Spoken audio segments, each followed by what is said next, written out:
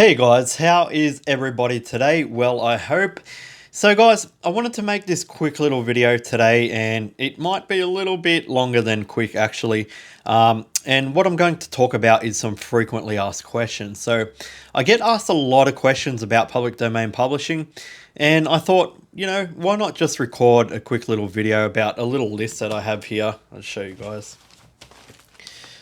Have a bit of a list here that of some of the questions that I get asked on a regular basis.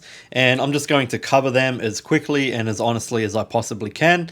So let's get started. Okay, so the first question is, if public domain books are free to download on the internet, why would anybody pay for them? Well, great question.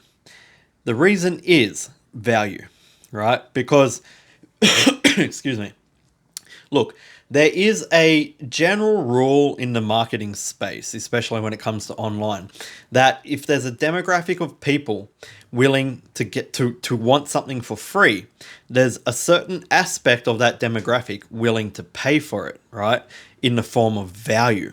Now, what I mean by in the form of value is it's actually a product that they can hold, that they can feel, that they can smell, right? Ebooks do okay with public domain, and only because we've devised a very specific way to get in front of the correct audience. But paperbacks and hardcovers do just kill it, right? They just kill it because what people are looking for specifically when it comes to public domain, our general customer avatar want a real authentic experience. And I've said this a million times, but they want that authenticity of that public domain book. That book is an old script, right? An old scripture, old text, written from times past, from authors long gone. And they want to be able to hold and feel the texture of that book, look at that book, smell that book, sit with that book in their bed. Believe it or not, right? And you probably won't believe me, but just check it out on the internet because the statistics speak for themselves. That paperback books and hardcover books are still the #1 selling media. They outperform audiobooks, they outperform ebooks, and other forms of electronically delivered media. Now, another thing is most of these free resources that you can download, like an ebook format of a public domain book, are super poor quality. They're crap. They don't have links that work. The text and things are different sizes. They don't scale to your device. They're just rubbish. Extremely hard to read. So when we package these works into a viable product that's directed specifically at our market, who we understand extremely well, we make sales. It's really as simple as that. So it's all about the value, guys. Okay, moving on. Next one. Competition. What if somebody is selling the same book? Yeah, this happens, of course. But it happens in every aspect of life. Look, for example, this is how I talk to my kids upstairs, right? It's a walkie-talkie.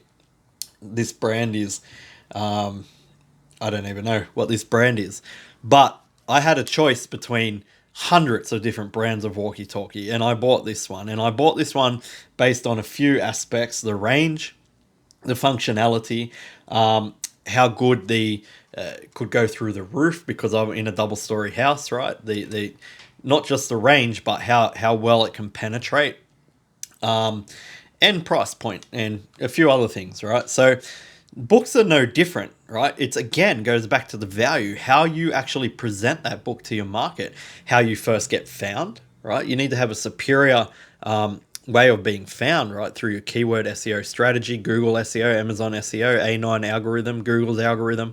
You need to ensure that you first get found. Then you need to present your book precisely how the market wants it, right? And we're extremely good at doing that, both of those things. And then obviously you need to ensure that your price point is competitive inside of the market. And you also need to make sure that your sales copy, i.e. description, is really squared away and actually speaks to the soul of your customer. It's not just about saying, hey, what this book's about. It's literally your sales copy. You need to ensure that you have call to actions or CTAs and all sorts of things in there that obviously abide by policy. So this is why we outsell our competition. And when it comes to competing against each other, people inside of my program, it's very rare that we have any overlap. Mainly because we publish into the data. It's just a term that I coined a while back, and what it essentially means is everybody publishes along a separate path, right? Because we ensure that we're not saying, hey, this book's selling well for me, why don't you publish that? Then everyone publishes it. No, we don't do that. What we do instead is we publish a pool of books and we let our niche research speak for itself. At the end of the day, what happens is our sales data tells us what niche to publish into. And then because we've got access to over 6 million books and more being added every year, you find very quickly all students are publishing off in different directions. So competition is really a non-factor when it comes to us, especially if you look at low and no content space, right? The competition is just immense. It's just immense, and it's such rubbish. Like, I just saw an image in a group the other day where there was these books about horses, all low and no content, and they made a single book with the same cover for every single keyword you could imagine for horses. So the title was just changed for a keyword. Crazy, right? You want to compete with stuff like that, your books just get drowned out in an instant, and all the hard work you did is gone. Okay, let's move on. How long do I need to implement this strategy a day to get success? Well, guys, I built my empire in 2 hours an evening, right? So I tell all of my students, if you can spend at least 2 hours a day on this thing, then you're on the right track, right? So it's not something that's going to take up your entire lifespan. And that can be successfully mitigated in the future, because what happens is you spend 2 hours a day, 4 hours if you can. Obviously, the longer you spend, the better. But 2 hours a day is definitely sufficient, right? And if you can do that, you'll eventually get to a point where you're making the income that you require. You're paying off all your bills and all those things. You can say goodbye to your job, and you can put some more. You can burn through it a little bit more until you actually have what I like to call disposable income. So you've paid all your bills and everything, and now you have disposable income or lifestyle income, however you want to use it. So 2 hours a day is really the answer. Okay.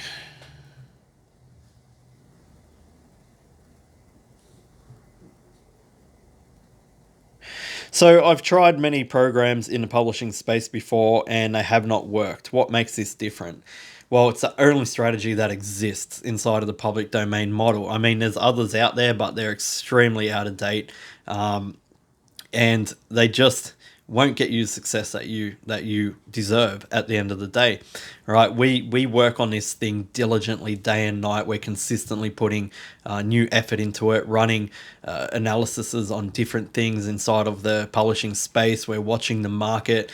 We're updating things in our program all the time. It's literally, in my opinion, right, I'm in all of the programs. If you're in any other KDP programs, you'll see me there. And I do this because I don't pretend to have all of the knowledge in the world, so I want to learn from other minds who have figured things out as well. But I also get to see how they teach and how they deliver. And I can quite honestly say, I think what we do is second to none in the industry.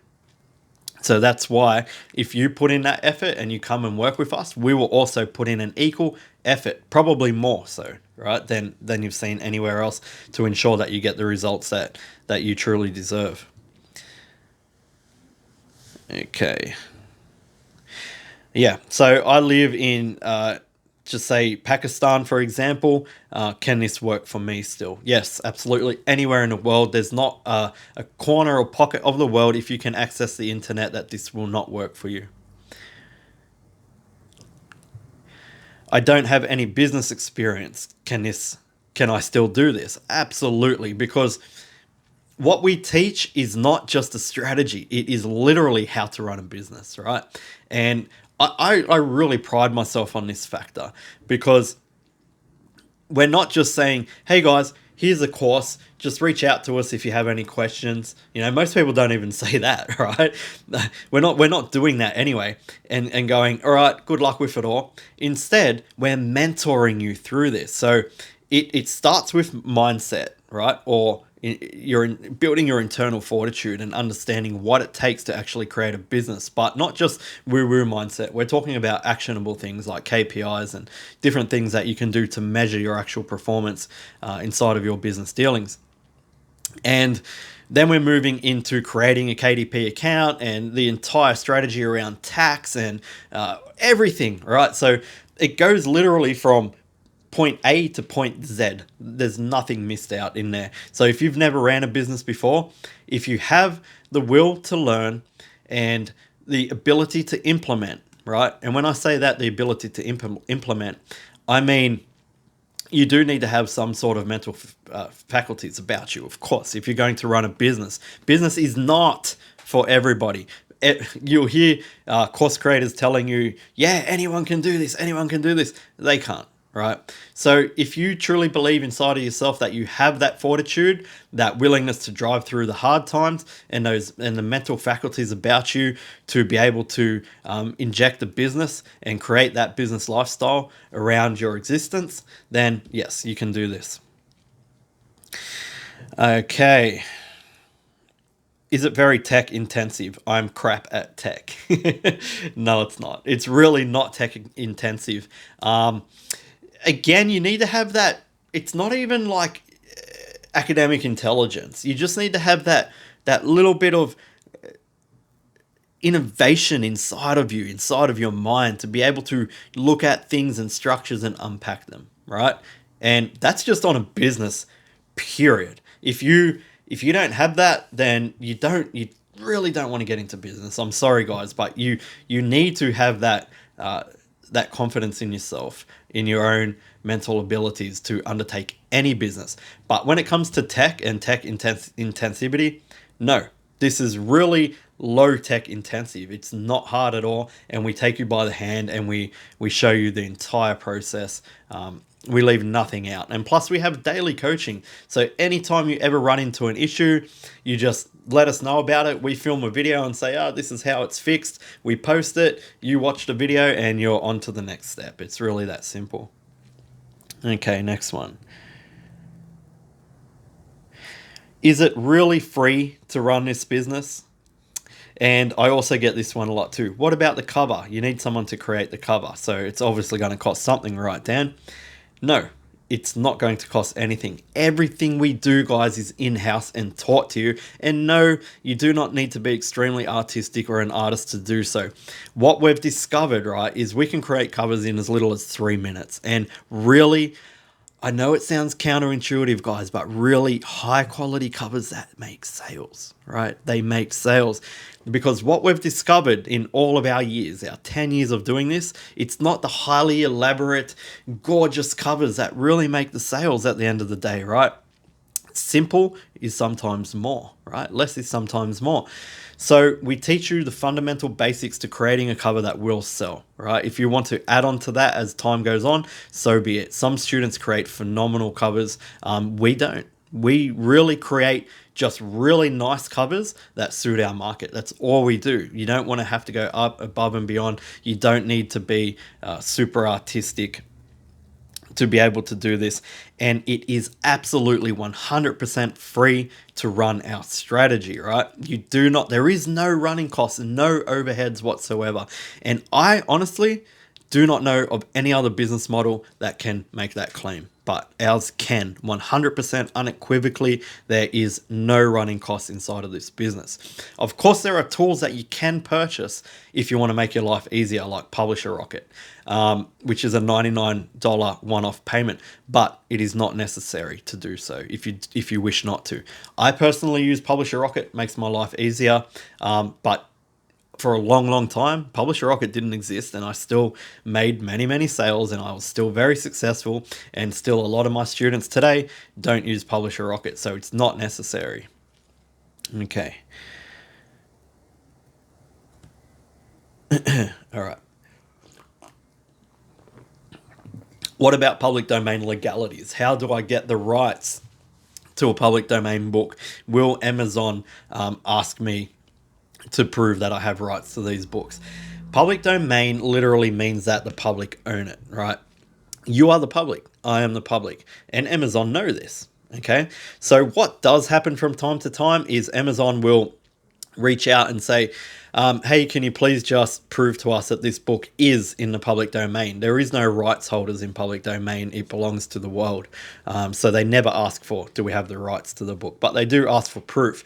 However, we've successfully mitigated this one as well. We have a strategy when we do our metadata research, we also pull in all of our public domain proof at the same time. So we're not doubling up on anything or double handling. And we preempt Amazon's question and we send them our proof of public domain before they even ask for it when we're having our categories changed. Okay.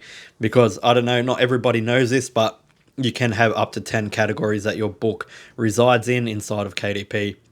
And so we ensure that we capitalize on those categories through an email, and we also shoot off another email at that stage to ensure that, one, we don't have to waste time answering that question. It's already answered, and our books go live within 24 hours, which they most commonly do. This is one that I guess I get asked a lot by newbies, right? Because they say, how do I get paid for public domain books if they're not my book, right?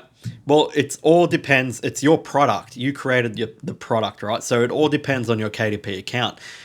If your book is uploaded inside your personal KDP account, then you own that as a product, and Amazon will pay you the royalties for any sale on that product. It has nothing to do with the original author or the original author's estate, because you actually own that book. You own the text in that book. We all do. It's public domain. So you turn that text into a viable product and you sold that product, and then you get paid a royalty for that sale of that product. Okay. I've already answered that one. Yeah, this is one of my favorite ones, guys, and I'm running out of time here, so I'll be quick. It is, why do you teach this, Dan, if it works so well for you? And guys, why do I have all of my businesses, right? A long time ago, I could have retired, but I am an entrepreneur. This is what we do. We're always looking for something new, something to build, something to mold, something to structure. This is what we live for. We breathe this stuff, right?